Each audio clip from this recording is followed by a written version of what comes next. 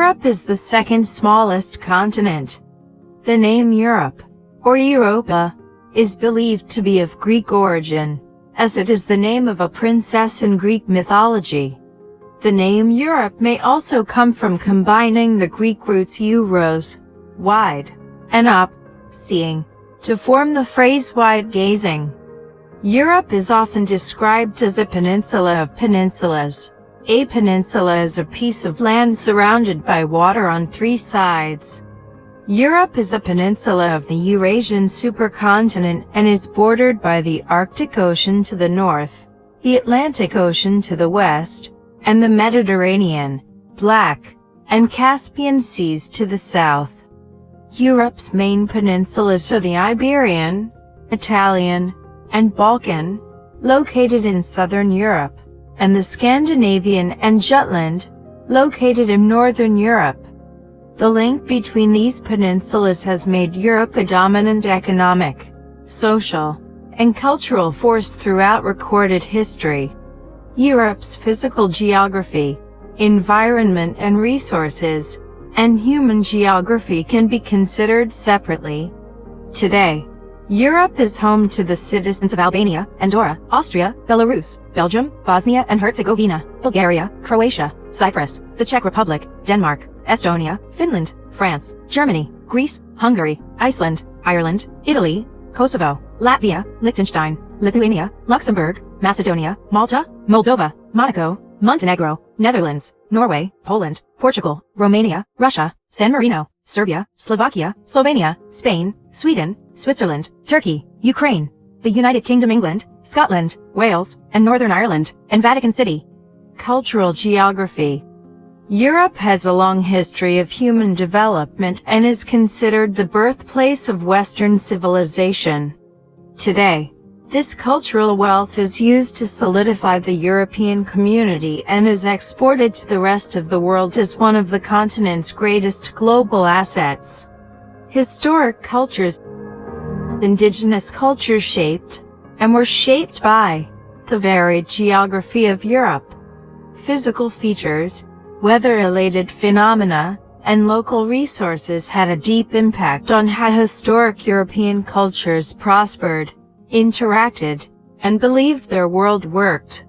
The geography and climate of the Mediterranean region, for example, directly influenced Greek mythology. Most Greek gods and goddesses are representations of the active physical elements that made up the local landscape. The volcanoes of Lemnos, an island in the Mediterranean, and Mount Etna, on the island of Sicily, were believed to be the forges of Hephaestus, the Greek god of fire. Ancient Greeks also believed reigning gods imprisoned lesser gods underneath the volcanoes. A volcano's violent nature thus came from the work of Hephaestus and the anger of the imprisoned gods. The ancient Greeks' connection to the sea also deeply influenced their mythological beliefs. Greece's many earthquakes, and the tsunamis they caused, were connected to the sea god Poseidon, known as the Earth Shaker. Cults and temples centered on Poseidon were built throughout the Aegean and Mediterranean seas as a means of appeasing the god. As maritime trade and exploration developed in the region, winds and currents connected to Poseidon became important in Greek mythology. The gods could both reward and punish travelers and traders with favorable or unfavorable sea conditions. This is a main theme of the Odyssey, an epic poem written by Homer, in which these key elements of the sea both help and hurt the hero. Other cultures developed around the unique resources at their disposal. The Sami culture of Scandinavia, for example, was deeply connected to the indigenous reindeer herds of the Arctic. The Sami followed and cared for these herds during their grazing cycle. During the harsh winter, the Sami ate all parts of the animal. They created clothing and tents out of reindeer hides, sewing together the cloth with twine made from the animal's tendons. Keeping track of herds and individual animals became increasingly important in Sami life. In order to distinguish herds, families and communities developed a pattern of cuts and notches on the animal's ears. Reindeer were also the Samis' main method of transporting goods during their nomadic journeys. These journeys varied in length, depending on the migration patterns of specific reindeer herds. Some reindeer herds have a home range of up to 5,000 square kilometers, 1,930 square miles. Reindeer herding is still an important aspect of Sami culture, which continues to thrive in northern Scandinavia and Russia's Kola Peninsula. Distinct physical features had a lasting impact on how European cultures communicated with each other. With its Central European location but geographic remoteness, the Alps region developed into a unique crossroads for Europe's dominant languages, and a refuge for its archaic languages. This linguistic diversity is present in the Alpine regions of many contemporary European countries today. Switzerland, for example, has 4 official languages: German, French, Italian, and Romansh. During the Middle Ages, dominant European powers conquered the strategically important mountain territory of the Alps. Around 400 CE, the Alemanni, a Germanic tribe, invaded present-day northern Switzerland. Today, this is the German-speaking region of the country. Around this same time, Roman conquerors took over present-day southern Switzerland. Latin, the language of Rome, evolved into French in the western region, and Italian in the south. Because of their remoteness, however, all these regions have distinct dialects that differ slightly from their parent language. Swiss Italian is distinguishable from Italian, Romansh, and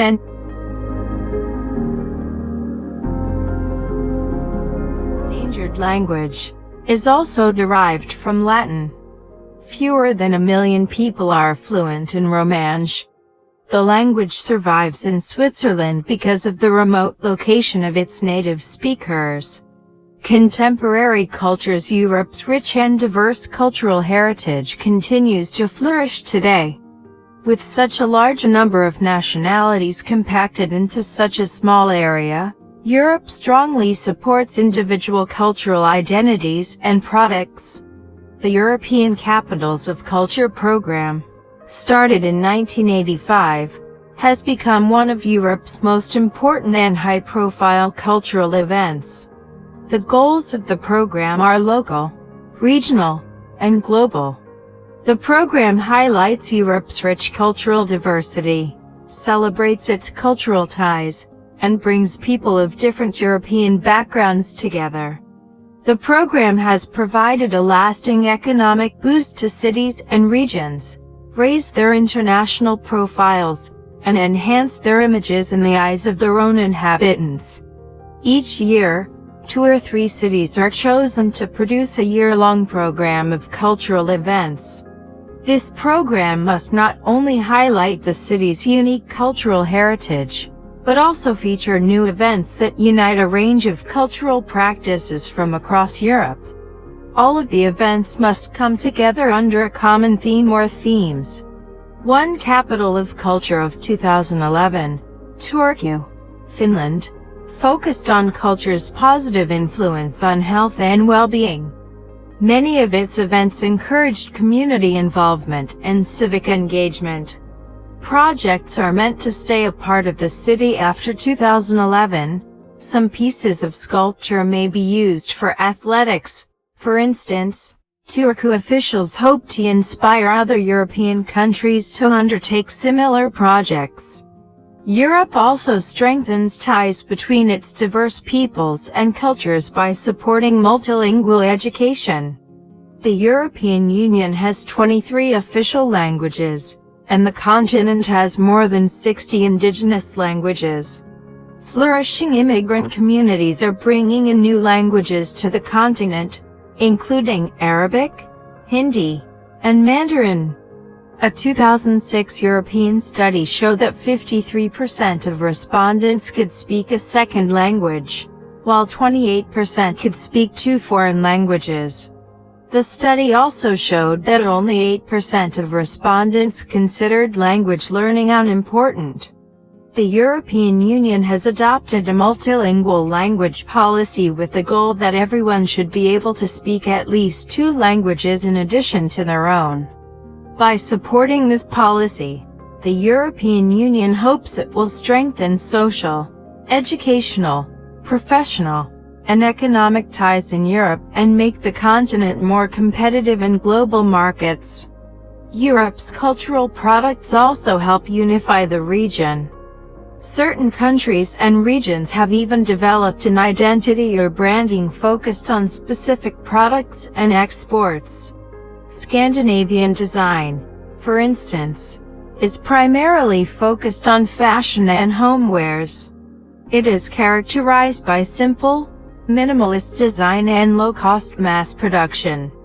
Important Scandinavian companies focused on design products include Electrolux, which makes home electronics, and IKEA and H&M, famous around the world for inexpensive but well-designed home furnishings and clothing, respectively. Italian fashion is also an important cultural export. The city of Milan is regarded as a major fashion capital, hosting an International Fashion Week twice a year. The city is home to the headquarters of luxury brands such as Valentino, Gucci, Versace, and Prada. Milan is also home to important European fashion magazines, such as Grazia, Vogue Italia, and Vera. German automotive design has a global reputation for excellence and prestige. Automobile companies such as BMW, Mercedes, and Audi are known throughout the world for creating cars with dynamic designs and an engaging driving experience. The country is also home to a number of outstanding schools for automotive design, such as the Hochschule Esslingen and Hochschule Pforzheim. Political geography. Europe's long history and economic progress have been shaped by its political geography. Political geography is the internal and external relationships between governments, citizens, and territories. Early Europeans, in fact, shaped global ideas of citizenship and government. These ideas have been tested during times of peace and military conflict, and continue to be redefined today. Historic issues. Europe's early political history can be traced back to ancient Greece and Rome, both of which profoundly affected how Western civilizations govern their territories and citizens. Described as the birthplace of democracy, ancient Greece revolved around the polis, or city-state. City-states were unique in that they were governed not by a hereditary ruler, but by a political body that represented its citizens. This idea of citizenship, of being connected to and having a voice in your community, became the basic building block of democracy. The word democracy has Greek roots, demos, meaning people, and kratos, meaning power. Prominent Greek philosophers, such as Socrates and Plato, discussed democratic ideals in their writings. Philosophers and politicians have used these writings to uphold and defend the democratic tradition ever since. Roman civilization had a major influence on Western concepts of law, government, and the military. At its largest, Rome controlled approximately 6.5 million square kilometers, 2.5 million square miles, of land. The Roman approach to conquering and controlling territory is often considered to be the basis of Western imperialism. Imperialism is a policy of extending a nation's power and influence through diplomacy or military force. Imperialism is a policy that has been used throughout history, most notably by European powers and the United States.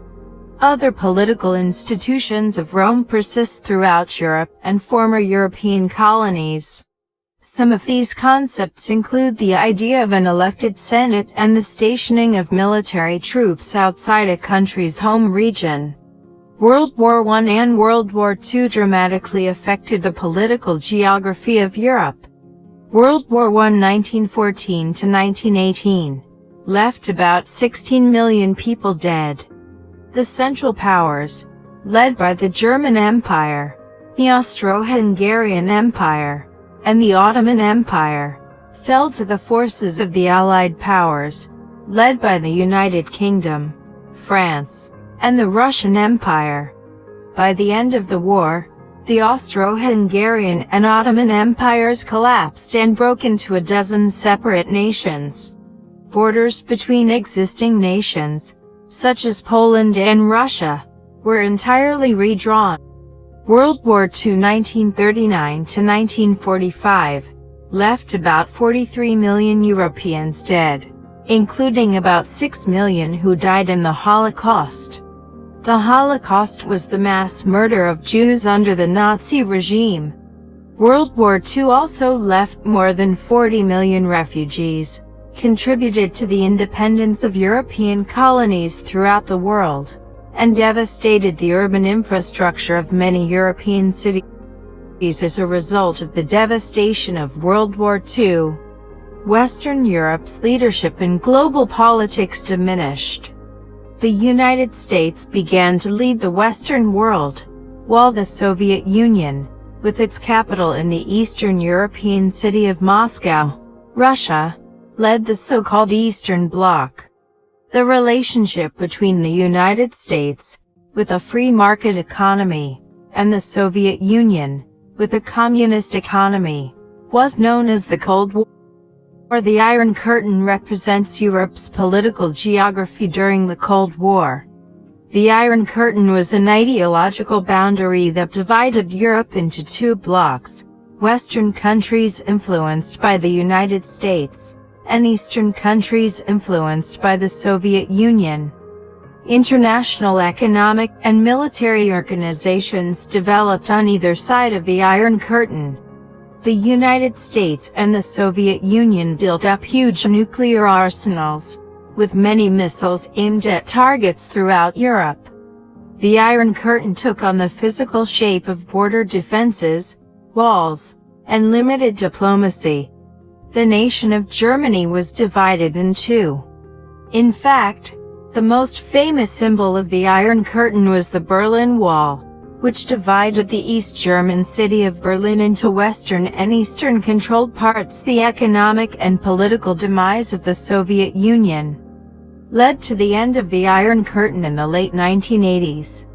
During this time, a number of anti-communist revolutions swept Central and Eastern Europe. These revolutions eventually lead to the end of the Cold War, symbolized by the falling of the Berlin Wall in 1989. Contemporary issues. Europe is now broadly defined in the context of the European Union (EU), an economic and political body officially created by the Maastricht Treaty in 1993. The EU works to create a unified structure for social, environmental, military, and economic policies of its member states. Today, the European Union is composed of 27 member states, with new members mainly coming from Central and Eastern Europe. The financial and diplomatic success of the EU has led to its rapid growth across the continent. The euro is one of the strongest currencies in the world. The euro is the second most popular currency, behind the American dollar, and is used daily by more than 320 million people. Nations that use the euro as a unit of currency are called the Eurozone. Leadership of the EU, split among different branches and institutions, is a working model of international cooperation. The EU accepts few candidates. Member states must maintain a stable, democratic form of government, a free market economy, and commitment to the rule of law. The rapid growth of the European Union, however, has caused a number of administrative and political tensions. Critics believe the process of attaining EU membership is too difficult for Europe's developing economies. Strict EU regulations place a heavy burden on developing countries to compete with their more developed neighbors. The global financial crisis, which began around 2008, has caused these tensions to elevate dramatically. The financial crisis is defined by debt and high unemployment. The European Union created a $957 billion rescue package for the EU economy, primarily for countries that had unsustainable debt rates. These countries included Greece, Ireland, Spain, and Portugal. This rescue package has caused tensions to rise between economically competitive countries and the indebted countries that they are helping to rescue. Indebted countries must now deal with strict budgets and declining incomes, while more financially stable countries are forcing taxpayers to help fund the financial rescue. The status of immigrants is also a source of tension and debate in Europe. Historically, Europe has been a center of immigration. The European Union has established the Schengen area, a zone where Europeans can travel from country to country without having to show their passports. The financial crisis, along with concerns about immigrants' connections to terrorism and religious extremism, has caused Europe to develop a more guarded approach to immigration. Some critics argue these attitudes are xenophobic. Xenophobia is an intense dislike or fear of people from other places or cultures. Two events demonstrate this debate. In 2005, the Danish newspaper Jyllands-Posten published 12 cartoons featuring Islamic subjects. The political cartoons sought to engage in the debate surrounding Muslim extremism. Many Muslim organizations, however, saw the cartoons as bigoted, racist, and insulting. Protests developed across the Muslim world, and demonstrators set fire to Danish embassies in Lebanon, Iran, and Syria. These events had a devastating effect on Denmark's reputation as a progressive and welcoming country. The debate surrounding the cartoons also intensified strained relations between the Islamic world and the West. In 2010, the French government dismantled illegal immigrant camps throughout France. These camps were mostly populated by Roma, also called Gypsies. Roma are a people and culture native to Central and Eastern Europe.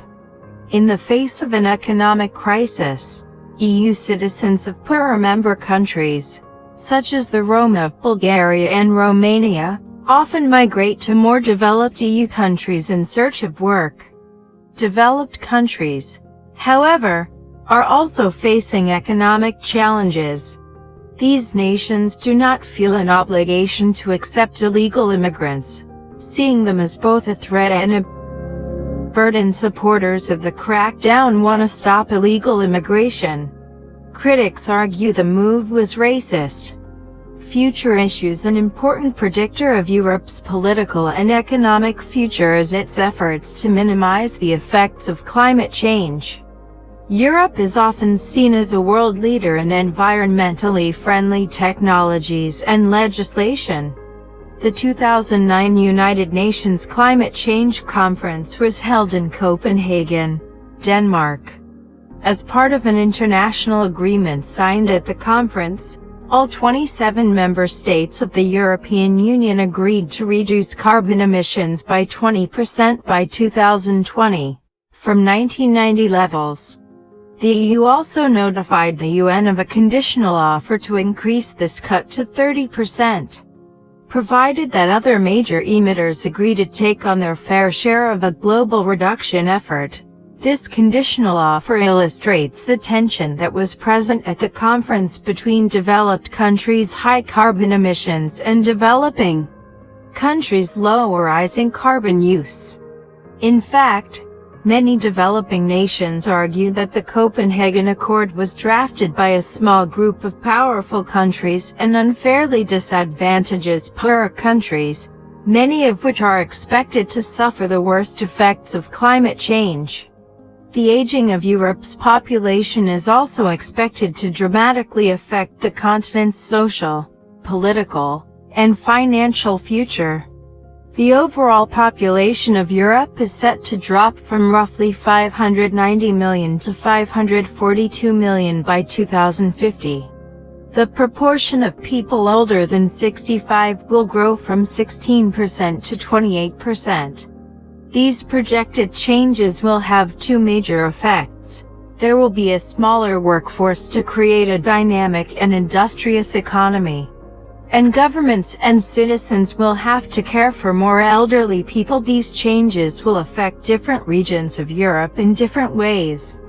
A study completed by the Berlin Institute for Population and Development found that Scandinavia, the United Kingdom, the Netherlands, Western Germany, Switzerland, Slovenia, Austria, and France have the best prospects of supporting vibrant and economically successful societies. Many of the most socially and economically powerful elements of these societies will be led by immigrants. Developing countries, such as those in Eastern and Southern Europe, are expected to bear the worst of the depopulation trend. Among the struggling economies that may suffer from carbon emission limits are Romania, Bulgaria, and Moldova.